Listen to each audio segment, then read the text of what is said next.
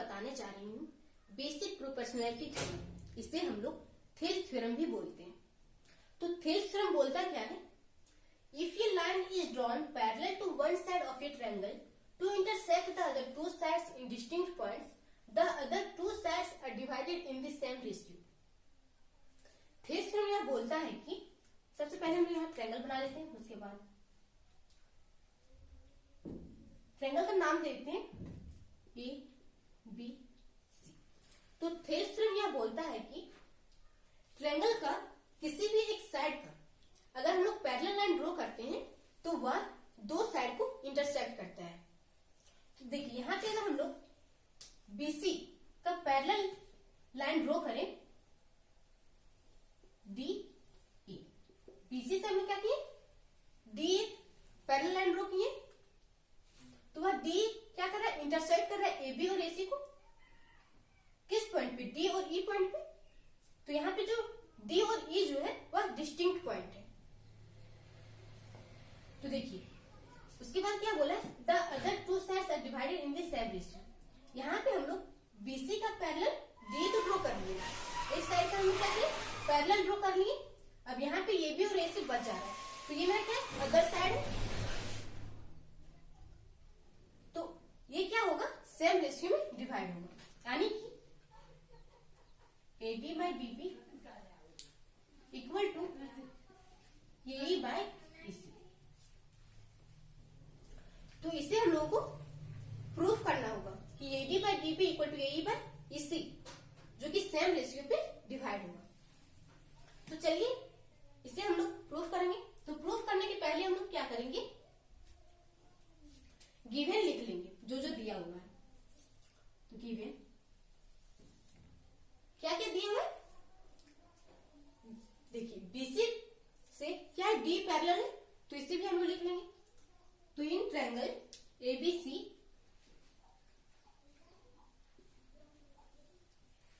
D parallel है BC से, DE parallel to BC.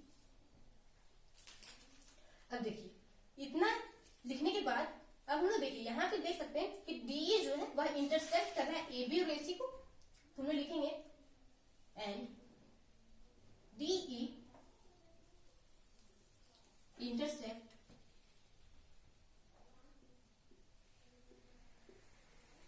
A B and AC at D and E. अब देखिए अब हम लोग क्या करेंगे? प्रूफ करेंगे A D by D B equal to A by C. तो इसे हम लोग लिख लेते हैं to proof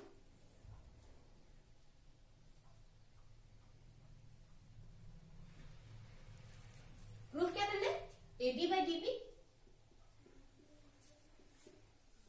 equal to A by E C, जो कि सेम रेशियो में डिवाइड होगा। तो हम लोग इसे प्रूफ करने के पहले क्या करेंगे? कंस्ट्रक्शन ड्रॉ कर लेंगे। तो जब कंस्ट्रक्शन में ड्रॉ करते हैं तो इसे डॉटेड लाइन से रिप्रेजेंट करते हैं। तो देखिए यहां पे हम लोग क्या करेंगे? बी और सी डी को ज्वाइन करेंगे।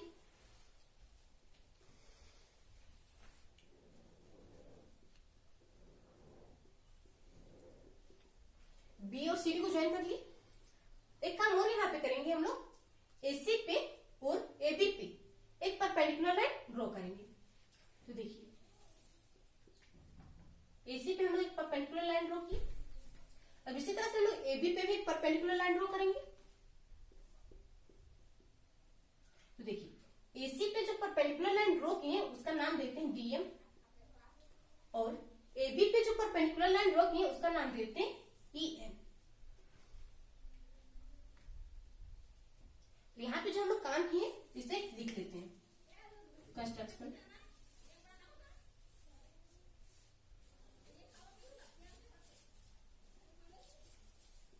कंस्ट्रक्शन में हम लोग क्या किए? पहले ज्वाइन किए बी और सी डी को। तो लिख लेते हैं join B and C D.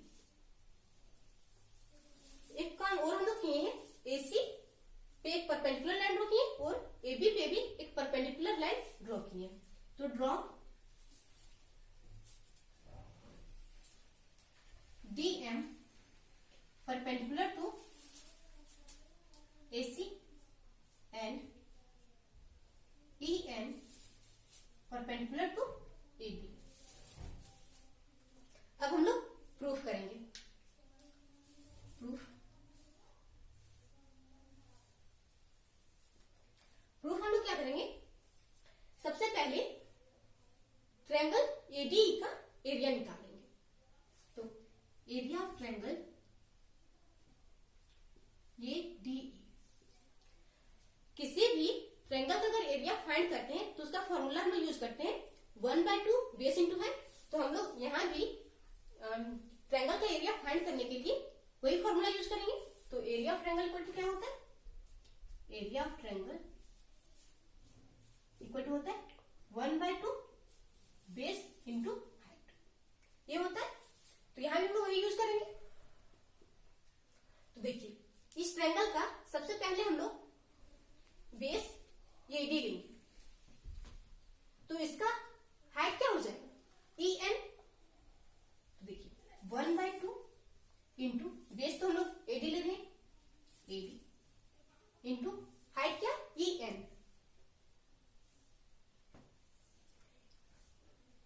अब इसी तरह से हम लोग ट्रायंगल DEB का एरिया फाइंड करेंगे। तो area of triangle DEB equal to हो जाएगा 1/2। तो अगर हम इसका बेस क्या लेंगे, DB लेंगे, तो इंटू DB। इसका हाइट क्या हो जाएगा EN, तो इंटू EN। देखिए इसका हाइट EN कैसे हो रहा है, अगर हम लोगों को इस तरह से अगर ट्रायंगल दिया हुआ तो इसका जो हम लोग हाइट ड्रॉ करते हैं वह बाहर से ड्रॉ करते हैं इस तरह से।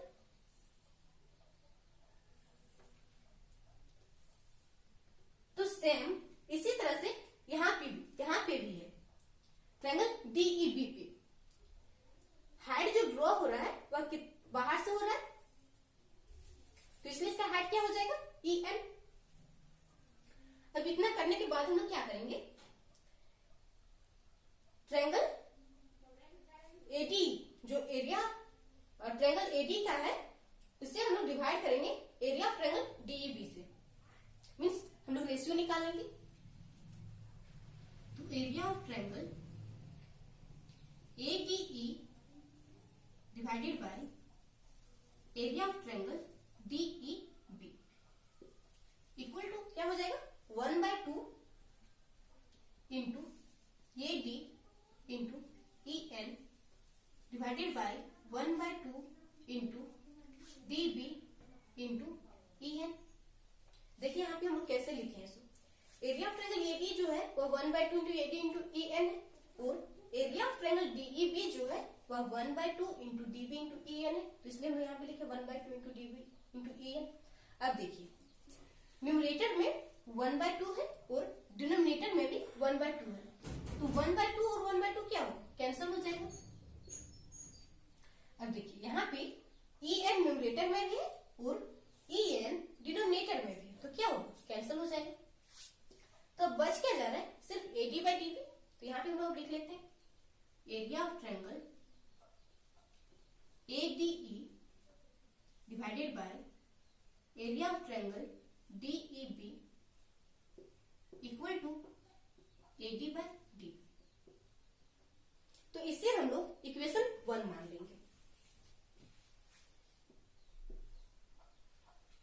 इतना करने के बाद फिर से हम लोग एरिया ट्रायंगल ADE का एरिया निकालेंगे, क्योंकि यहाँ पे दो परपेंडिकुलर हम लोग ड्रॉ किए तो इसलिए 2 बार इसका एरिया निकाल सकते हैं। तो चलिए हम लोग निकालते हैं एरिया। अगेन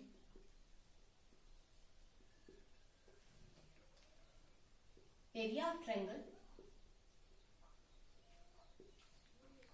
ADE क्या हो जाएगा 1/2। पिछली बार हम लोग बेस AD लिए थे, अब क्या करेंगे, बेस हम लोग AE लेंगे। तो 1/2 इंटू AE इंटू, तो इसका हाइट क्या हो जाएगा DM, तो इंटू DM।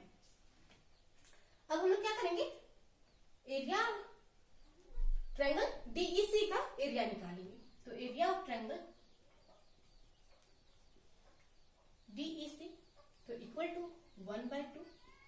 इसका बेस क्या हो जाएगा, EC, और हाइट DM। इसका हाइट DM कैसे हो रहा है, देखिए यहाँ पे जो हम लोग ट्रायंगल जो है DEC, तो इसका जो हाइट रो हुआ है वह बाहर से हुआ है। जिस तरह से हम लोग यहाँ पे हाइट फाइंड किए थे, तो इसी तरह से यहाँ पे भी हम लोग हाइट उसी तरह से लेंगे जिस तरह से ट्रायंगल DEB का लिए थे। अब देखिए हम लोग अब यहाँ पे क्या करेंगे, ट्रायंगल ADE और यहाँ पे जो ट्रायंगल DEC है, तो इसे हम लोग क्या करेंगे, डिवाइड करेंगे, मीन्स रेशियो निकालेंगे। तो area of triangle ADE divided by area of triangle DEC equal to हो जाएगा 1/2 into AE into DM divided by area of triangle DEC क्या है, 1/2 इंटू EC इंटू DM, इसलिए हम यहाँ लिखेंगे 1/2 इंटू EC इंटू DM। अब देखिए न्यूमरेटर में भी 1/2 है और डिनोमिनेटर में भी 1/2, तो क्या हो, कैंसिल हो जाएगा। इसी तरह से यहाँ पे न्यूमरेटर में भी DM है और डिनोमिनेटर में भी DM है, तो कैंसिल हो जाएगा। अब बच क्या जा रहा है, AE बाई EC। तो area of triangle ADE divided by area of triangle DEC equal to हो जाएगा AE बाय EC। इतना करने के बाद अब यहाँ पे देखिए ट्रायंगल जो DEB है और ट्रायंगल DEC है वह क्या है, सेम बेस पे है और सेम पैरेलल लाइन पे है। तो हम लोग जानते हैं कि ट्रायंगल अगर सेम बेस और सेम पैरेलल लाइन के बीच में हो तो एरिया क्या होता है, इक्वल होता है। तो अब हम यहाँ पे लिख सकते हैं, now triangle DEB and triangle DEC are on the same base.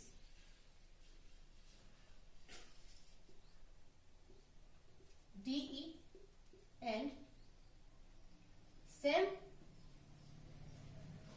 parallel line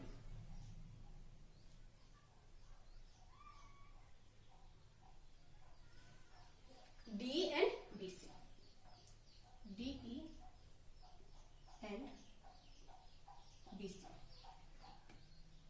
तो इसलिए हम लोग लिख सकते हैं कि ट्रायंगल DEC का एरिया और ट्रायंगल DEB का एरिया इक्वल होगा। तो area of triangle DEC equal to area of triangle DEB।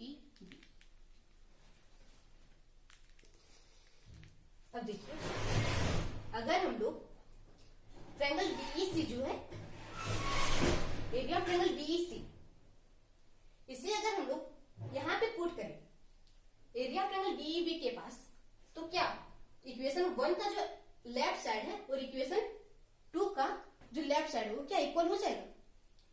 देखिए अगर समझ में नहीं आ रहा तो हम लिख के बता रहे हैं कि area of triangle ADE divided by area of triangle DEB जो लेफ्ट साइड में है, इक्वेशन 1 का जो लेफ्ट साइड में है, अगर हम लोग DEB के पास अगर हम लोग एरिया ऑफ ट्रायंगल DEC लिखे, क्योंकि यहाँ पे area of triangle DEC equal to area of triangle DEB, तो हम लोग क्या करेंगे, इसके जगह पे ये तो लिख सकते हैं ना। तो इसलिए हम लोग एरिया ऑफ ट्रायंगल DEB की जगह पे एरिया ऑफ ट्रायंगल DEC अगर लिखते हैं तो इक्वेशन 1 का लेफ्ट साइड और इक्वेशन 2 का, इससे हम लोग इक्वेशन 2 ले लेते हैं। देखिए तो इक्वेशन 2 का क्या होगा,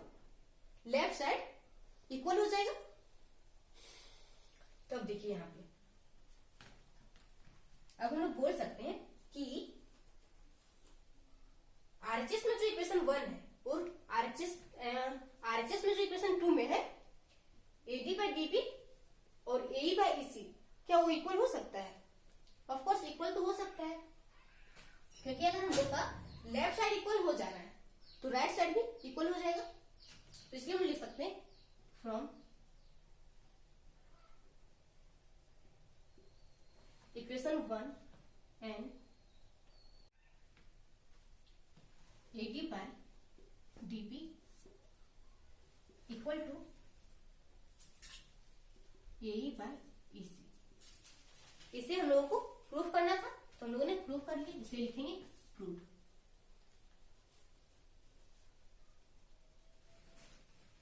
देखिए हम लोग को प्रूफ क्या करना था, AD by DP equal to AE by EC, जो कि सेम रेशियो पे डिवाइड होगा। ये जो थ्योरम है यह बहुत ही इंपॉर्टेंट है। अगर इसे हम लोग समझ जाते हैं तो किसी तरह का भी अगर क्वेश्चन दिया हुआ तो बहुत ही जल्दी सॉल्व हो जाएगा। Thank you.